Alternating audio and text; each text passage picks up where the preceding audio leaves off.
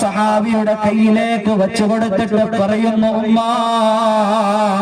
എന്റെ ബഹുമാനമുള്ളവരെ, നാം ചിന്തിക്കേണ്ട കാര്യമാണ്. ഹബീബിന്റെ പേര് കേൾക്കുമ്പോൾ ഉച്ചത്തിലൊരു സലാത്ത് ചൊല്ലാൻ അടയ്ക്കുന്ന ഉപ്പമാരെ, എന്റെ ശബ്ദം ശ്രദ്ധിക്കുന്ന ചെറുപ്പക്കാരാ,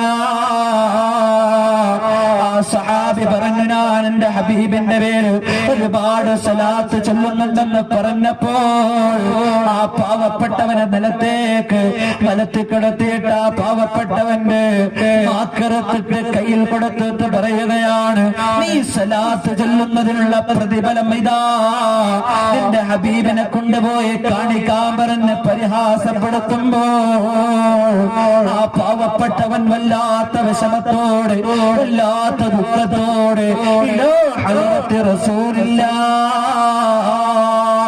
മസ്ജിദുൻ നബവിയുടെ ചാരത്തേക്ക് ആ പാവപ്പെട്ടവൻ വിറക് ചോന്നുകൊണ്ട് കടന്നു ചെല്ലുകയാ.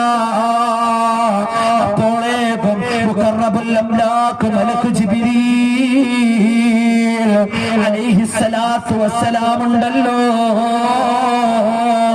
ആദരവായ റസൂലുള്ളാഹി സ്വല്ലല്ലാഹു അലൈഹി വസല്ലമ തങ്ങളെ വിവരം അറിയിച്ചു, നടന്ന കാര്യങ്ങളെല്ലാം പറഞ്ഞു കൊടുത്തു.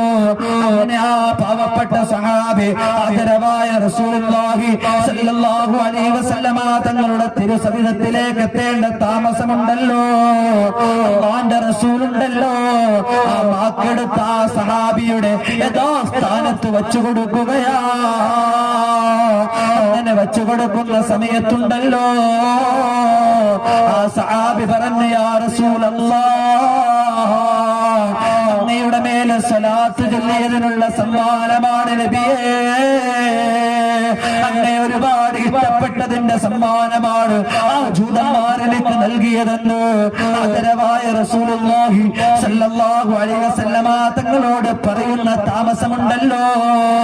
ശ്രദ്ധിക്കണം മുഅ്മിനേ, വൈകാതെ തന്നെ ആദരവായ റസൂലുള്ളാഹി സ്വല്ലല്ലാഹു അലൈഹി വസല്ലമ തങ്ങള് സ്വലാത്ത് ചൊല്ലിയാലുള്ള പ്രതിഫലം ദുനിയാവിൽ വെച്ച് എങ്ങനെ കിട്ടുമെന്ന് അത് ബോധിപ്പിച്ചു കൊടുക്കാൻ, അത് പരിചയപ്പെടുത്തി കൊടുക്കാൻ, അത് കാണിച്ചു കൊടുക്കാൻ വേണ്ടി അല്ലാഹുവിന്റെ റസൂലുണ്ടല്ലോ.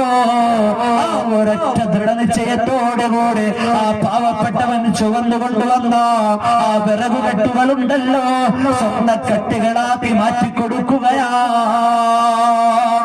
സഹാബി വളരെ സന്തോഷത്തോടെ ഇരിക്കുന്ന സമയത്ത് അല്ലാഹുവിന്റെ റസൂൽ പറഞ്ഞു, നിനക്ക് അല്ലാഹുവിന്റെ റഹ്മത്തുണ്ടാകട്ടെ എന്ന് പറയുന്ന സമയത്തുണ്ടല്ലോ